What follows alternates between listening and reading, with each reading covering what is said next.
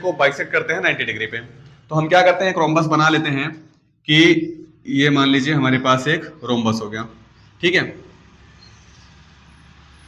अब इस रोम्बस का हम नाम दे देते हैं, मान लीजिए हो गया ये बी, ये सी और ये डी, ठीक।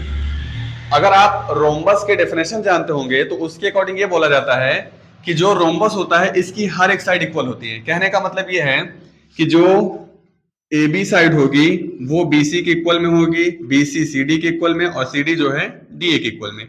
मतलब चारों साइड इसकी इक्वल होती हैं। जैसे एग्जांपल अगर लें, अगर ये 6 है तो ये भी 6 होगा, ये भी 6 होगा, ये भी 6 होगा। मतलब जितनी भी साइड होंगी सब साइड इक्वल मेजरमेंट की होती है, ठीक है। और पैरेललोग्राम की प्रॉपर्टी में भी यही चीज बताया जाता है कि पैरेललोग्राम की हर एक साइड क्या होती हैं, इक्वल होती हैं। अगर ये 6 है, ये भी 6 है, ठीक है, और सबके बीच का जो डिफरेंस, ये जो सबका जो साइड है इसका मेजरमेंट अगर 6 ही मान के हम चल रहे हैं तो हम ये भी बोल सकते हैं कि जो ए बी है ये सी डी के पैरेलल मानी जाएगी, ठीक है। क्योंकि यहाँ का जो डिस्टेंस अभी हमने लिया था वो यहाँ के डिस्टेंस के इक्वल में है, मतलब कि इन दोनों लाइंस के बीच का जो डिस्टेंस है वो इक्वल है।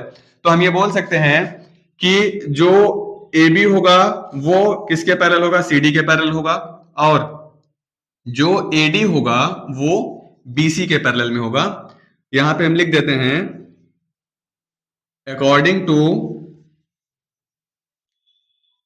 डेफिनेशन ऑफ रोम्बस, ठीक है।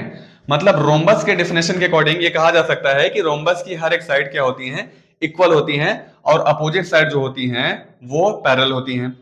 अब हमको प्रूफ क्या करना है कि जो डायगोनल होता है, डायगोनल का मतलब ये होता है कि किन्हीं भी दो साइड के बीच का या किन्हीं भी दो अपोजिट पॉइंट के बीच का जो मिनिमम डिस्टेंस होता है। जैसे यहाँ पे हम देखें तो ए का अपोजिट जो पॉइंट होगा वो सी होगा, तो ए और सी के बीच का जो मिनिमम डिस्टेंस होगा यहाँ से यहाँ तक का, डी और बी है तो डी और बी के बीच का जो मिनिमम डिस्टेंस होगा यहाँ से लेकर यहाँ तक का। हमको प्रूफ यही करना है कि ये जो डायगोनल है एक दूसरे को जहां बाइसेक्ट कर रहे हैं वहां पे 90 डिग्री का एंगल बन रहा है। कहने का मतलब ये कि अगर पॉइंट हम मान लेते हैं कि ये ओ पॉइंट है तो यहाँ पे या तो ये वाला एंगल, या तो ये, या तो ये, या तो यहाँ जो बनेगा ये, इनमें से कोई भी एंगल जो है वो 90 का होना चाहिए। हमको ये प्रूफ करना है। तो हम ये जानते हैं कि जो रोम्बस होता है सब साइड इक्वल होती है, तो ये साइड जो है इसके इक्वल होगा, ठीक है। साथ ही साथ इसकी प्रॉपर्टी के हिसाब से, पैरेललोग्राम की प्रॉपर्टी के अकॉर्डिंग अगर हम देखें तो डायगोनल जो है वो एक दूसरे को बाइसेक्ट करते हैं। बाइसेक्ट करने का मतलब होता है दो इक्वल पार्ट में डिवाइड करते हैं। अब अगर ये डायगोनल देखो, अब डीबी को बाइसेक्ट कर रहा है एसी, अभी हम ये भी कह सकते हैं कि एसी को जो है बाइसेक्ट कर रहा है डीबी, तो ये वाला जो डिस्टेंस होगा इस वाले डिस्टेंस के इक्वल में होगा, ठीक है। आपने कॉन्ग्रुएंसी पढ़ी होगी, तो कॉन्ग्रुएंसी के अकॉर्डिंग अगर हम चलें, हम दो ट्रायंगल लेके चलते हैं। हमारे पास है एओडी और एओबी, तो हम यहां लिख सकते हैं कि in triangle AOB and triangle AOD, दोनों ट्रायंगल में अगर देखा जाए तो देखिए इस वाले ट्रायंगल, ये मान लीजिए ट्रायंगल फर्स्ट हो गया, ये ट्रायंगल हमारा सेकंड हो गया, तो पहले वाले ट्रायंगल में देखेंगे तो जो एडी है दूसरे वाले ट्रायंगल के जो ए बी साइड है इसके इक्वल में है। तो हम यहां लिख सकते हैं कि A D is equal to A B, ठीक है। यहां पे आप लिख दीजिए इक्वल साइड। अब उसके बाद यहां देखेंगे तो जो ओडी है वो ओबी के इक्वल में है, ओडी जो है वो ओबी के इक्वल में है। यहां लिख दीजिएगा कि डायगोनल बाइसेक्ट ईच अदर। इसके अकॉर्डिंग ये जो हो गया हमारा, ये जो ओडी है ये ओबी के इक्वल में हो जाएगा। अब यहाँ पे अगर आप देखेंगे तो जो ये ओए साइड है या एओ जो साइड है ये पहले वाले ट्रायंगल में भी आ रही है और ये साइड दूसरे वाले में भी आ रही है। तो हम यहाँ लिख सकते हैं कि एओ इज इक्वल टू एओ, हम यहाँ लिख सकते हैं ये हमारी कैसी साइड है, ये कॉमन साइड है, ठीक है।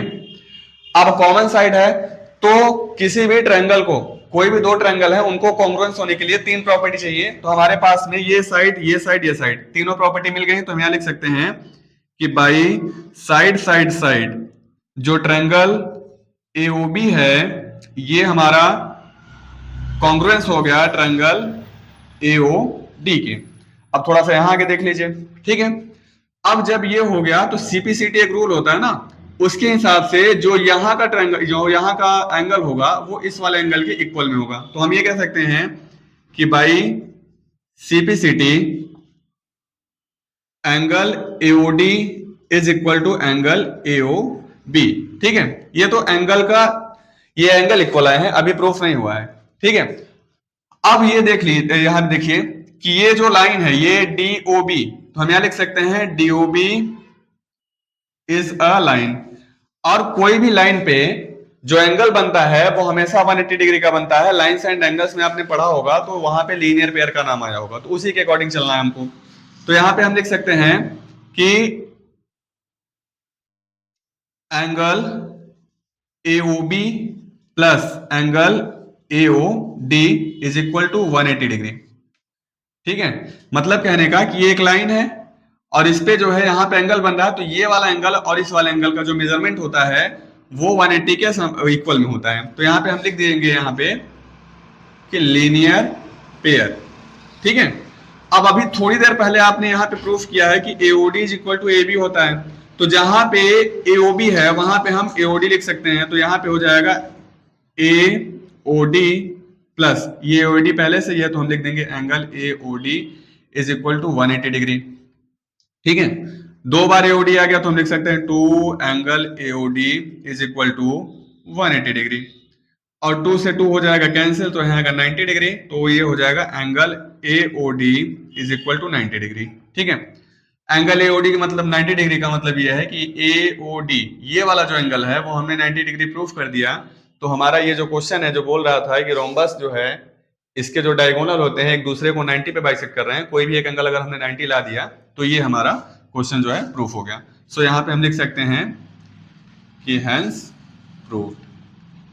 ठीक है, नीचे जगह नहीं होने के कारण मैं यहाँ लिख दिया, आप थोड़ा इसके नीचे कर लीजिएगा। ठीक है, आई होप आपको समझ में आया होगा। जहां भी अगर नहीं समझ में आया होगा वहां पे आप वीडियो को रिपीट कर लीजिएगा।